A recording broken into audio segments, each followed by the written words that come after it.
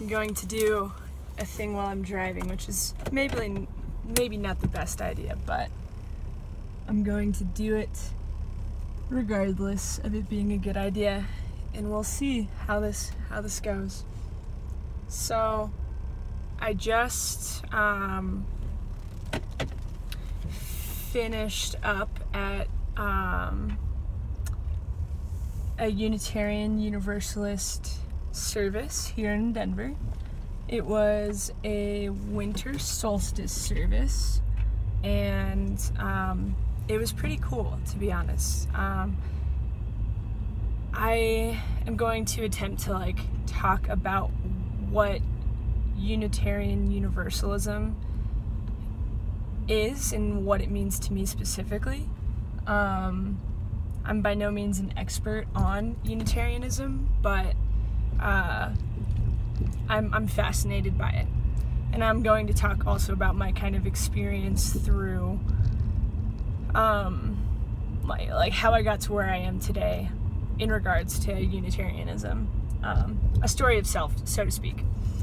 So a couple of years ago, I participated in a cross-country cycling trip called Bike and Build, and I was with a group of about 30 young adults, 18 to 26 or 28, something like that, and we had to raise a bunch of money individually so that we could participate in the trip. It was $4,500 as a minimum, and a significant portion of that money was going directly to the affordable housing crisis. The way in which that money went to the affordable housing crisis was through grant applications that different affordable housing affiliates filled out and applied to us. We read through them at a certain point in the trip, which I was actually unaware was going to be the case. But we as the riders and the initial fundraisers of the trip looked at all these grant applications and came to not a consensus, but we voted democratically, I would say, on what organizations would get money from us and how much money they would get from us. And just for thinking about how much money we had for these organizations, think 30 people who all raised the minimum of $4,500, so 30 times 4,500, I don't know what that is. And then many people, not really myself, I pretty much got the bare minimum, but many people got significantly more than $4,500. So that's a lot of money. But anyway, that's logistics of Bike and Build aside. I was introduced to Unitarianism during Bike and Build. We stayed at churches across the country. We rode from Portland, Maine to Santa Barbara, California, just under 4,000 miles over the course of 2.5 months. And yeah, we were put up in mostly churches. And it was a variety of types of churches, like Episcopalian, United Methodist,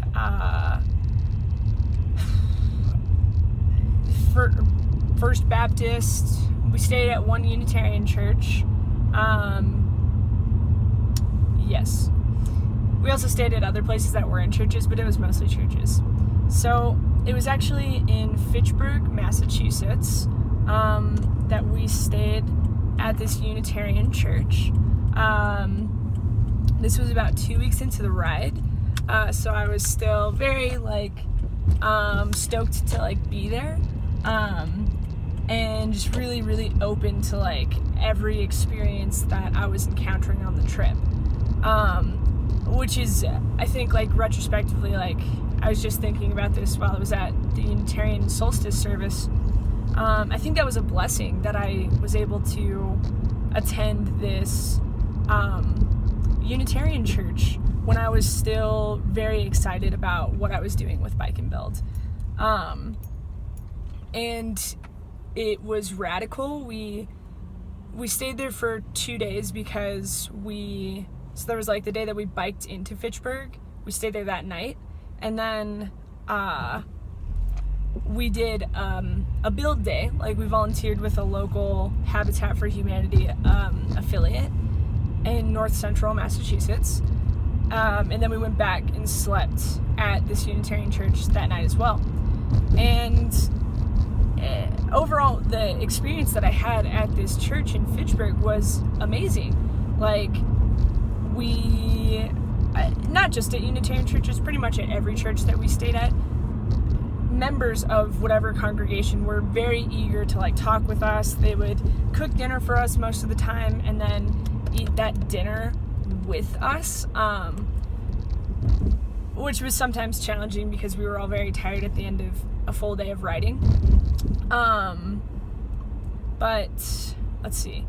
So just in talking to some of the Unitarian folks, people were making distinctions like, oh, I'm a member of the church, or like, I'm just a friend.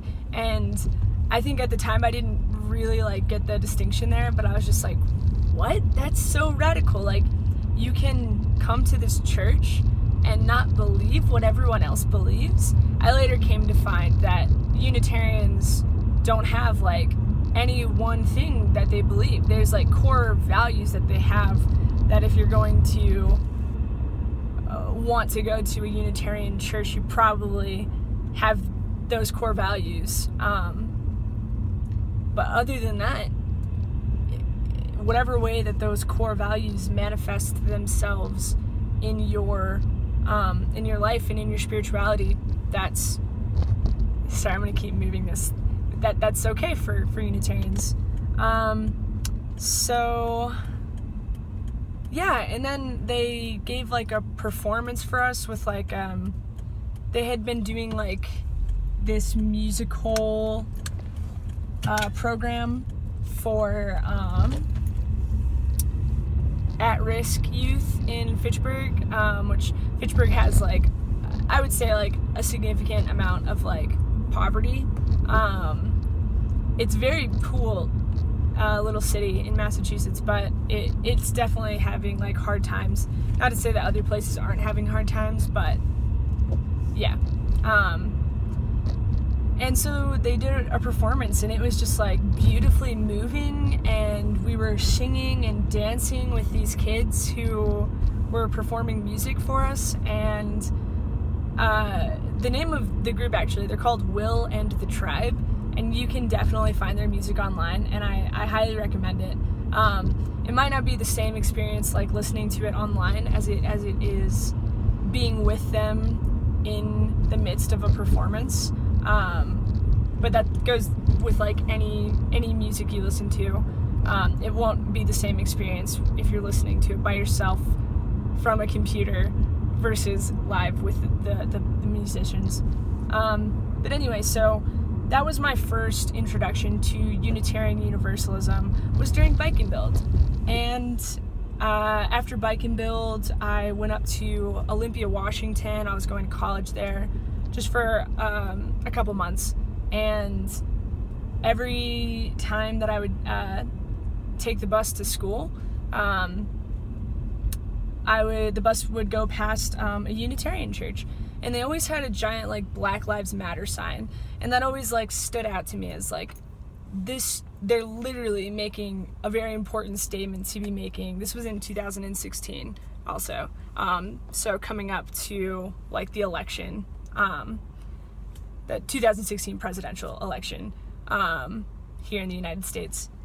And yeah, so that stood out to me, and I told myself like I wanted to go there, but I was kind of apprehensive about it. I was afraid, essentially. So I didn't go. I end up a few months later, I'm back in San Diego, which is where I'm from originally, San Diego, California. And I'm volunteering a lot with San Diego 350, which is an environmental group. And I become aware of a group of five old white folks who went and shut off valves of oil pipelines, gas and oil pipelines, and they've called themselves the valve turners. And I don't know like all the details of it, but I do know that these folks decided that, you know, they're from the generation, baby boomers, who were like, in terms of like individual actions and like just general understanding, they're from the generation who really kind of got the free ticket in terms of like, you can have all these freedoms and you don't have to think about the consequences of these like free actions that you're making, in terms of like owning a car and traveling and like just generally like living your life. But they were like, yeah, we've lived our lives, we had all of our fun, and like we now need to stand up for the climate crisis. And so they did that by going to very specific locations for different oil pipelines.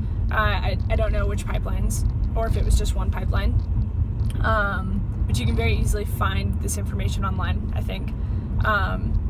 And they called the people who like work for the pipeline. They're like, yo, we are going to shut this valve off at this time, just so you know. We're already here. And we're gonna do this. And then they did it, and they got arrested, and I think that the trials are still kind of like ongoing. I think this was like just in the last couple of years that they did this. I know that I heard about it kind of after like the Dakota Access Pipeline stuff had died down a little bit. But yeah, so that was kind of like when I was back in San Diego in 2017, early 2017, I was like, okay, this is pretty radical. These are, and pretty much, I think all of them were Unitarians, which I was like, that's something that stands out to me, because at this point, I'm like, I've seen Unitarians care about racial justice, they care about climate justice. I had the good experiences in Massachusetts, and I was like, okay. I also, while I was in San Diego again, working with 350, there was a number of events that I went to that were actually held at a First Universalist or First Unitarian church in San Diego. And I think I was like, oh, this is cool, like this is happening at a church, but I wasn't like a Unitarian church. So let's see, fast forward a bunch. I had lived in Vermont, I lived in Massachusetts for like the end of 2017 up until just a couple of months ago. I was in Massachusetts, and now I'm here in Denver, trying to explore my spirituality. And I've been going to some Unitarian Universalist churches. Denver happens to have two of them that I'm aware of. There might be more in the like metropolitan area, but like Denver proper has two. And yeah, I would say, so I've gone to 3 different like services and one additional like event that was like a racial justice movie screening, which was pretty cool. But yeah, so I'm pretty interested in Unitarian Universalism at this point. To get back to what I said I was going to say, my understanding of Universal Unitarianism is, sorry, I keep saying it like different ways, but to my understanding, Unitarians, they have, I think it's like 7 different like core values, and I'm gonna butcher this because I don't have the paper in front of me and because I'm driving, but to water it down, it's like live in peace with others, love others, have a place of community where people who believe different things can gather in peace and just like in love. And service is a big part of the Unitarian deal, which I think is very important in general, but for me specifically. And yeah, like they're accepting of all religions. They don't believe that any one religion is more correct than any other religion. Now, with that in mind, and I could be wrong about this, but my assumption would be that they do not support folks like the Westboro Baptist Church or like white supremacists who are like preaching of like their Christian faith in terms of like the Aryan race being like superior and stuff like that. Like I think religions that, or faiths that like actually put people down, which would be more like on the culty side, I would imagine they don't support that. But again, I'm not sure. To go back to the core principles, exploring your spirituality. I think that's like the big thing. In whatever different facets or venues that you choose to do that. So just today at the solstice ceremony, the gentleman who was speaking about the solstice, he was talking about light and dark, and he was talking about paganism, and he brought up Carl Jung, the psychologist from back in the day, brought in Hinduism and Christianity, and yeah, I mean, surely he could have mentioned more, but alas, the services are only an hour long. So I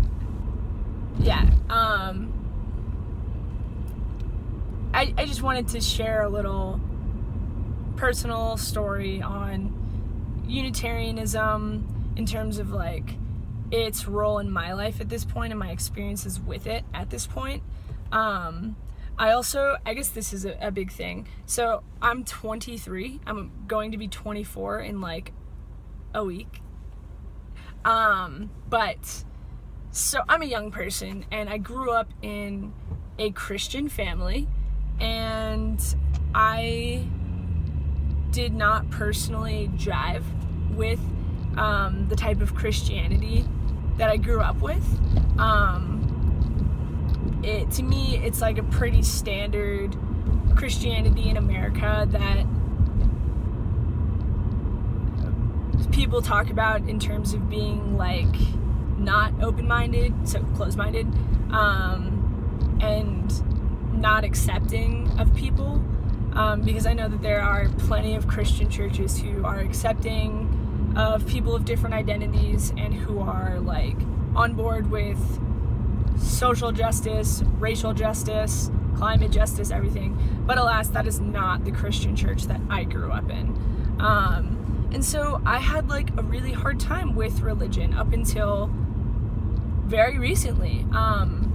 Like I would say during Bike and Build, staying in churches, that was like the first time that I had been in churches, comfortable in churches.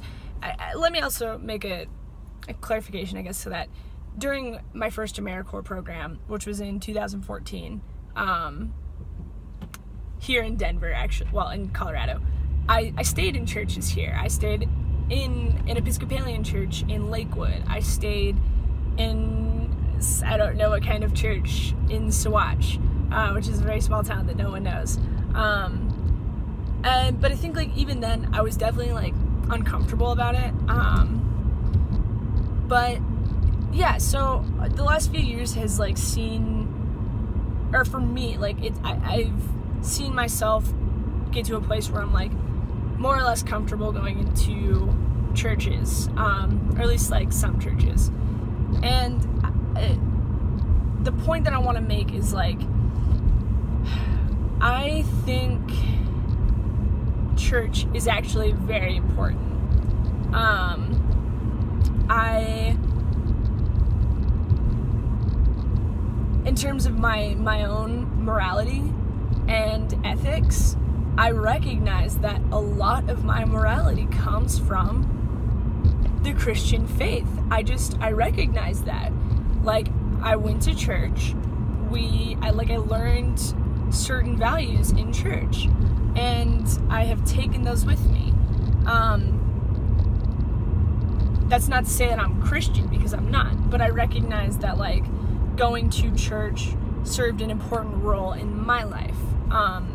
Another way of saying this is, like, the classic, like, I wouldn't be the same person. I wouldn't think about the world. I wouldn't engage with the world in the same way had I not grown up going to church. But I think there's a lot of young people, and even especially within that, young people who, in terms of, like, politics, are like left-ish politics, or leftish in terms of their political leaning. There's a lot of us who, like, we don't have, like, a community space in the same way that like churches provide. And I think churches provide a really, really good community. So I feel as though Unitarian churches are a really valuable resource for young people in general, but specifically young people who are a little bit more politically radical / progressive in the things that they, like, believe. And yeah, I could probably ramble a little bit more on this, but I guess this is kind of my call to young people everywhere. Go to a Unitarian church. Just, like, try it out. Even if you've had, like, bad experiences with church growing up, or if you haven't had bad experiences personally with church, but you've just, like, heard other people talk about their experiences with church, go to a Unitarian church. It's 1,000,000% different than a lot of churches. They are welcoming. They want you there. And they don't want you there in this weird kind of, like, I'm trying to save you so that you go to heaven too kind of a way. They want you there just for the sole purpose of you being there in the community, of you being part of the community, and of you exploring yourself and really, really fine-tuning yourself in that community. Yeah, so that's all I have to say, and I'm gonna stop this now. So if you listened, thanks for listening, and